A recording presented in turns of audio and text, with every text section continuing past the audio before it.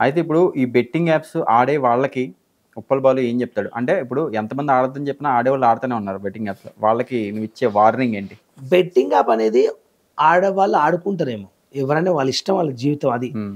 కానీ బెట్టింగ్ యాప్‌లో ఆడండని ప్రమోషన్ చేసి చెప్పినోళ్ళకి చెప్పులతో కొడతాను. హ్మ్. బెట్టింగ్ యాప్ ఆడండి, మా లింకులకెళ్ళండి, 1,00,000 కోట్లు వస్తదని చెప్పి హ్మ్. వాళ్ళ వల్ల జీవితాలు చాలా ఖరాబ్ అయినాయి. హ్మ్. అలాంటోళ్ళని జైల్లేసి శిక్షించాలని మనస్ఫూర్తిగా కోరుకుంటున్నా. హ్మ్. బెట్టింగ్ ఇప్పుడు నేనున్నాను బెట్టింగ్ యాప్ నా ఇష్టం. హ్మ్. నాతో రూ. 1000 ఉందనుకో, హ్మ్. నేను టైమ్ పాస్‌కి ఆడుకోవచ్చు. హ్మ్. అది నా పర్సనల్‌గా. హ్మ్. కానీ వేరే వాళ్ళు ఆడుకోమని ఎవరు చెప్తారు? అవును. అది తప్పు కదా అని నేను అంటున్నా. నా నా లెక్కన.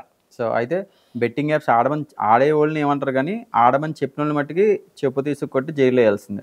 కంపల్సరీ ఎలా చెప్తారు అట్లా?